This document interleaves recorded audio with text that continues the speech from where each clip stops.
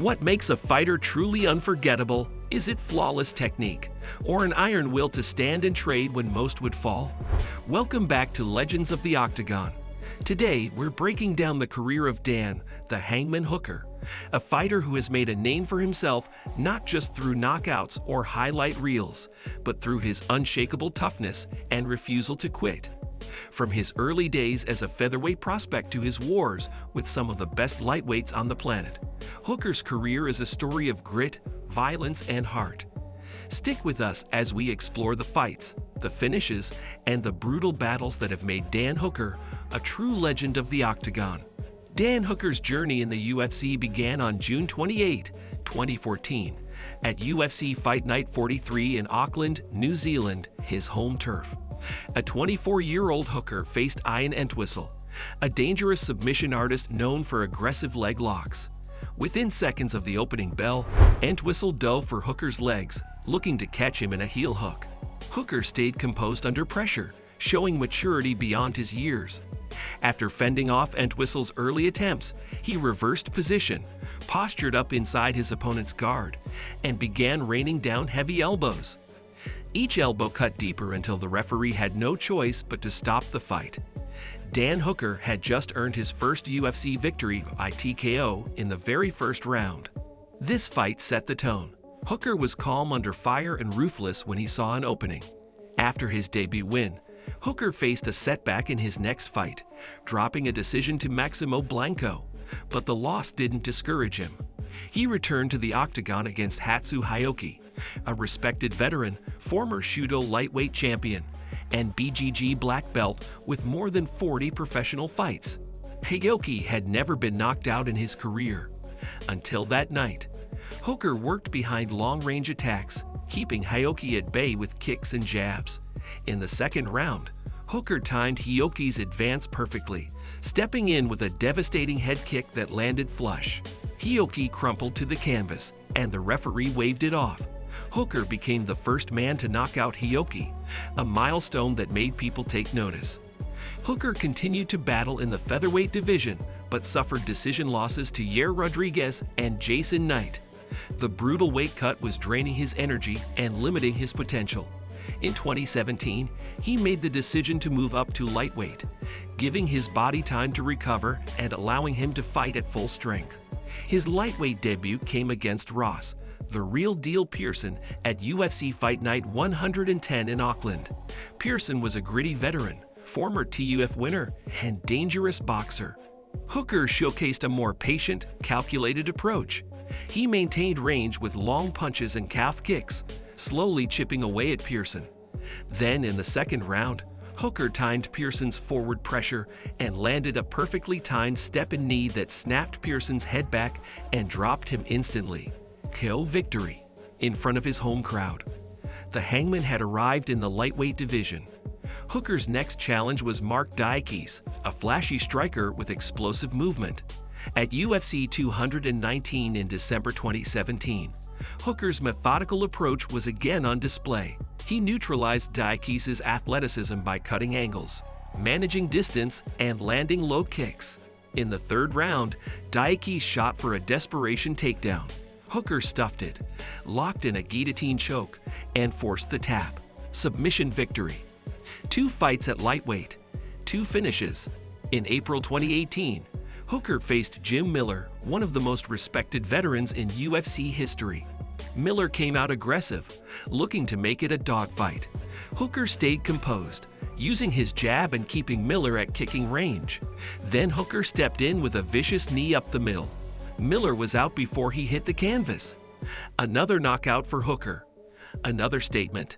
At UFC 226 in July 2018, Hooker faced Gilbert Burns, a BJJ world champion with serious KO power. Burns was on a winning streak and confident in his hands. Hooker lured him into striking exchanges, staying just out of range until he wasn't. A short, precise left hook dropped Burns hard in the first round. Hooker pounced, and seconds later, the referee stepped in. By the end of 2018, Dan Hooker had finished his last 4 opponents, all within 3 rounds. His name was climbing the lightweight rankings. In December 2018, Hooker faced Edson Barboza. This was a test of Hooker's chin, heart, and durability, and all three were pushed to their limits. Barboza landed vicious body shots, crippling Hooker round after round. Hooker refused to go down, constantly moving forward despite the punishment. In the third round, Barboza landed a brutal body shot that finally ended it. Hooker collapsed in agony.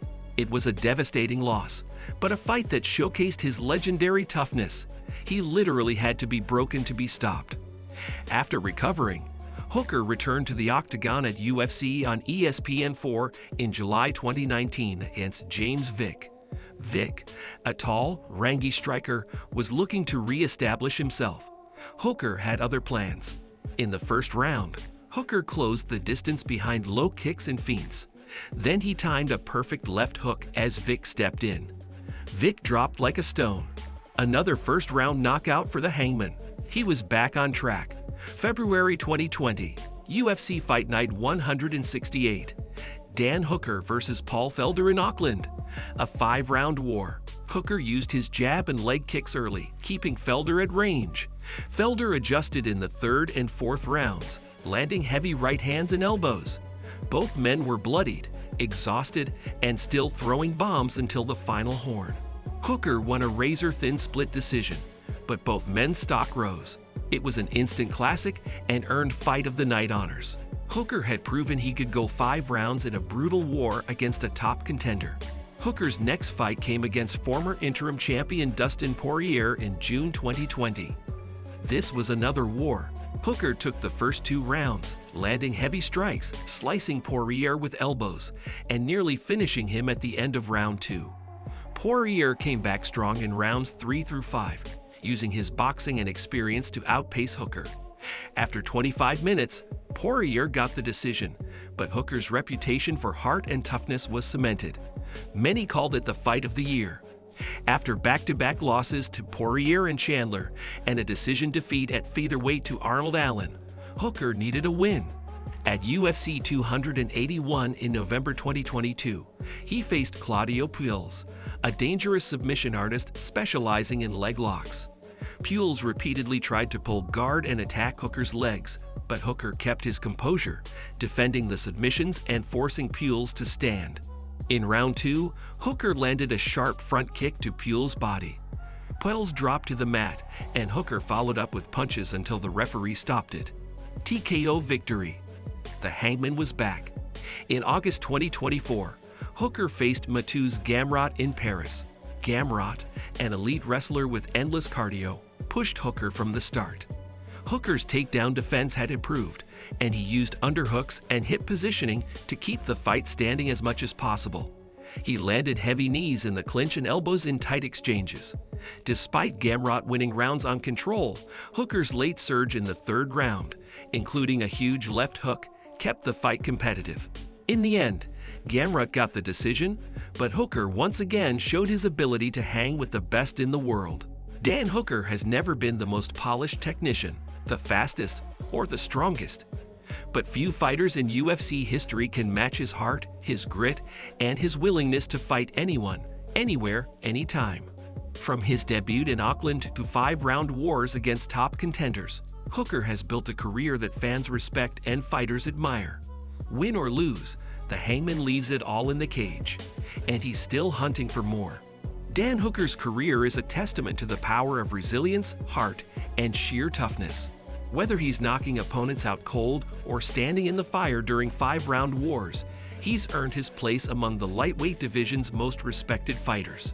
If you enjoyed this breakdown of Dan Hooker's journey, make sure to hit that like button.